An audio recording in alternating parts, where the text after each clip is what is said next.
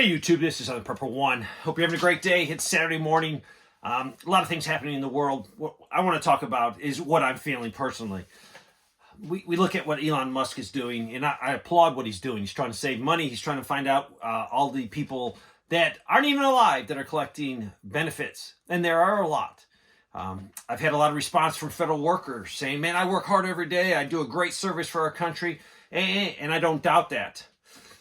What I'm doubting is, do we need that services that you're doing? Yeah, you're working hard, you're doing something. Is that a job that our founding fathers would approve of? Would they say, yep, that's what when we formed this country, we wanted the federal government to do? Or was that something that should have been handled at a state level, local level, or maybe just by the private industries? So I applaud you for working hard, but do I, David, want your services? And I can't answer that because I'd have to talk to each individual people and say, what do you do? But some of the people that I have gotten a lot of military contractors, I'm pretty sure most of them were military contractors, some were not. But let's talk about military contractors. They say they're doing great things and they're sacrificing and they're being overseas, missing their family. Yeah, you're not protecting Americans. I was there. I got the little thing on the wall that said, hey, Dave, you retired from the U.S. Army. But looking back, I wasn't protecting America. I was the mighty sharp sword of our foreign policy. And our foreign policy, until Trump got in, was expand the empire, military-industrial complex, promote whatever they wanted, one world government, promote destabilizing Russia and its allies and friends, all for the benefit of really the elite. That is, if you're in the military, you join because you want to serve. I understand that. I did too. My son did too. And he's still serving in the Guard. But we're not protecting the U.S. because if we were protecting the U.S., we wouldn't be antagonizing a lot of people. We wouldn't have our hand in Syria. What gives us the right to go into a foreign country and occupy them?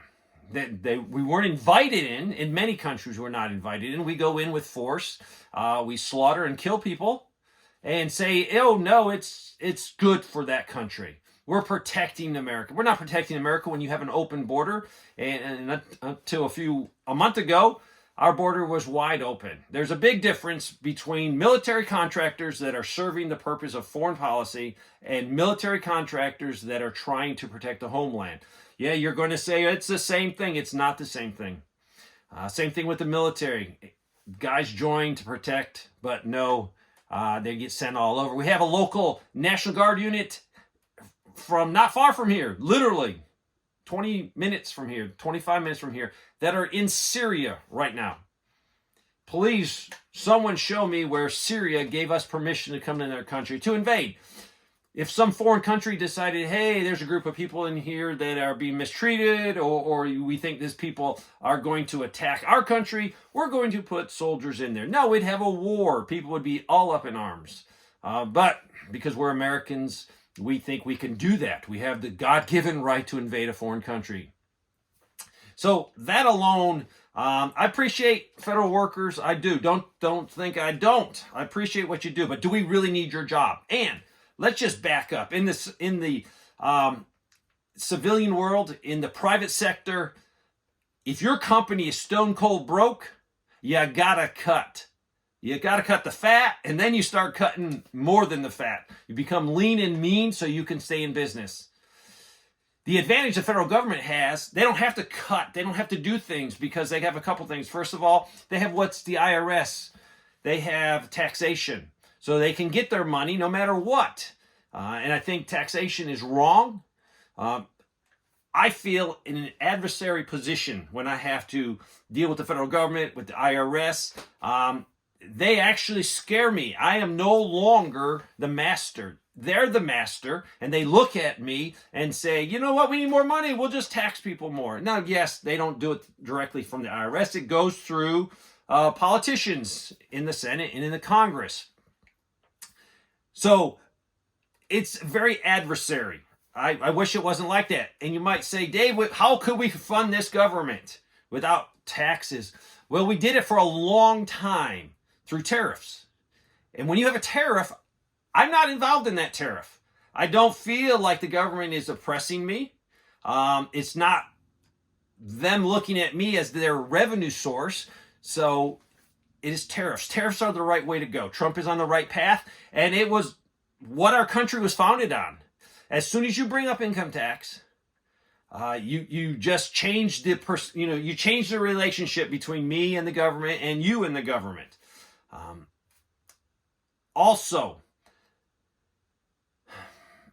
we got to look at property taxes. Don't pay your property tax for 1 year. And in a lot of places, your property becomes up for auction. So you technically do not own your property tax. This is infuriating. If you own something, you own something. Now, should the county you live in or the city you live in maybe have a fee to pay for government services? Totally agree. Now, if you're using government services to say, I'm in this county and I can call the sheriff's department, I can call the fire department, I can go to the library. Today, I'm going to go to a park and enjoy a park with one of my grandsons. We're going to have a great time. And I don't mind paying for that. But it is equal across the board. No one in my county gets more services. Now, yes, if you need the police, you need the police. I don't need the police right now. But we all use the same services. Why don't we pay the same price? Why does someone, because they live in a more expensive house, because they are a go-getter? I know go-getters that work, oh my gosh, 15, 16 hours a week. They have multiple businesses. They kill themselves and they better themselves. I have people that live a mile from here that you see them every day sitting on their front porch smoking a cigarette. And I know for a fact that these people get a government check because they're overweight. Or some of their kids are on drugs. Oh, we can take care of that problem. Why do they both pay different amounts of money? They both use the same services. So they should be the same.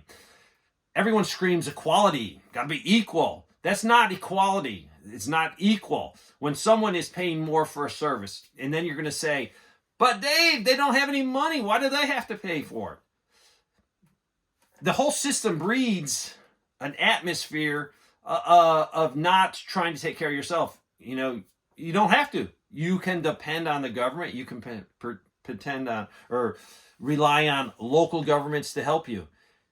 If you look back through history, it's amazing. We've never had those safety nets. And I'm all for safety nets helping people legitimately, but probably 50, 60% of them don't need the help if they got off their butts, if they improved their health. And when you're sitting on the front porch, smoking a cigarette, eating a Twinkie, drinking a soda, you're not helping your cause of staying healthy. I am all for getting rid of a lot of that. Make it where you are responsible for yourself. Hundreds of years ago, you had to go out and farm. You had to go out and hunt or get a job where you could sustain yourself.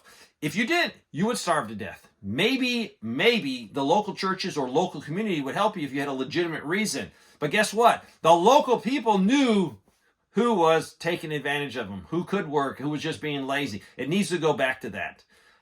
Because right now, the whole system is based on the government with armed guards, armed guns, IRS coming to my house if I fail to pay my taxes. But then you have the tax, if you own a small business, you know the tax system is so complicated, you can't understand it. You might be thinking, oh, I'm doing the right thing, I'm doing it. And you're doing the wrong thing. So they need to make it very easy. Just scrap the IRS, scrap it. Scrap the income tax. Go with the tariff system. Cut back 50, 60, 70% of what the federal government does. Push that down to the states. You could take every federal park and turn it to the states. If it resides in that state, if your boundary has that federal thing, guess what?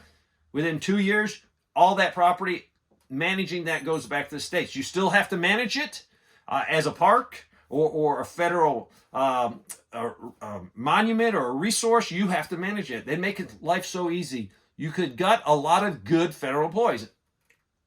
Yes, you're working hard, but do we need to keep paying you when we are stone cold broke? We can look at Zelensky and Ukraine.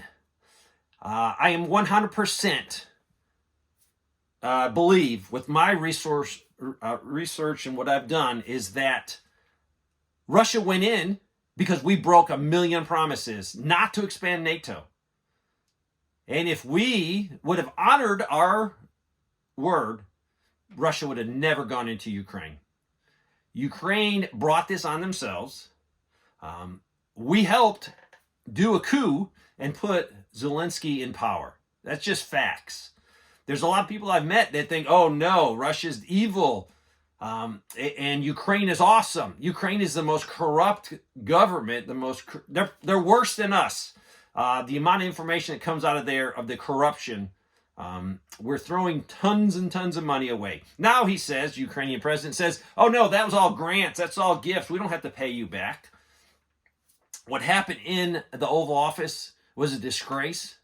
The man is not thankful. He thinks he's entitled to all the help. This is Europe's problem. I wish we just give it to Europe. Say, we're out of it.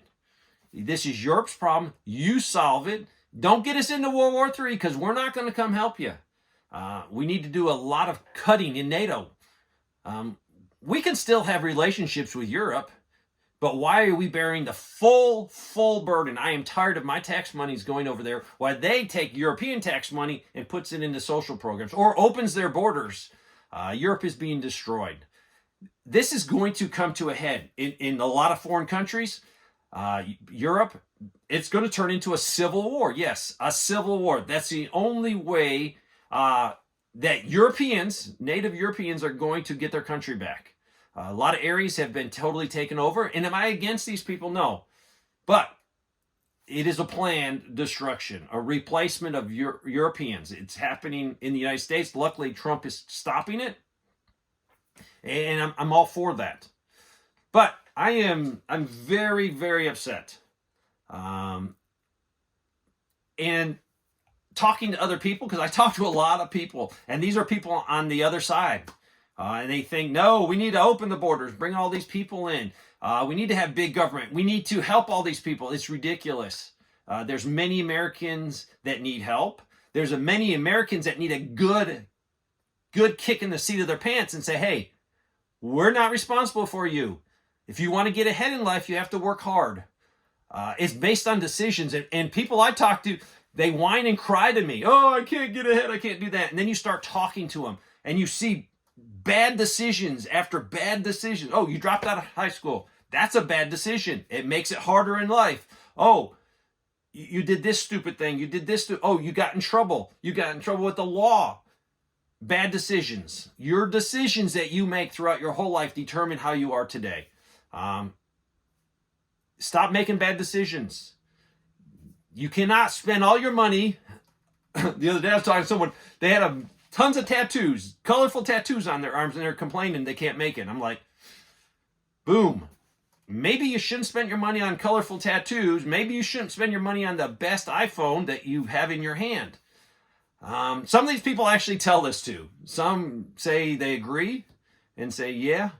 But we need a fundamental change because we have two sides. We have the left, we have the right. Right now, we're somewhat peaceful.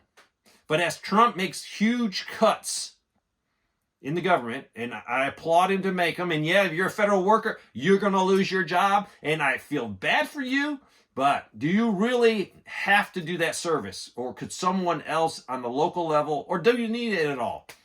I'm ranting, I'm raving. As a taxpayer that has a small business that pays a lot of money to federal taxes, state taxes, I feel like I'm being screwed. If you own a small business, you're probably thinking the same thing. Or if you have a good job because you make great decisions in life, you went to school, you worked your way up, and now you feel like you're paying a huge burden of taxation. You are.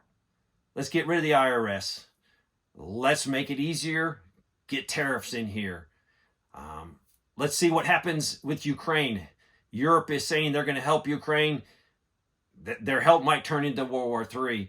They're talking about putting European peacekeepers into Ukraine. That is why the war is being fought, because they did not want NATO in there. They don't want Europeans on the border right there. If you think I'm full of crap by saying Russia really isn't the cause of this war, you need to just do some research. Find out how many times we told them no expansion at all. And look how many NATO countries now are in there that we point blank said we wouldn't expand into. Sorry for ranting. Keep prepping. Today, I'm taking one of my little guys, me and my wife. We're going to the park. We're going to get some subs. We're going to have a good time. So I'm not going to even think about this anymore. I'm going to have some fun with my family. Thanks for watching.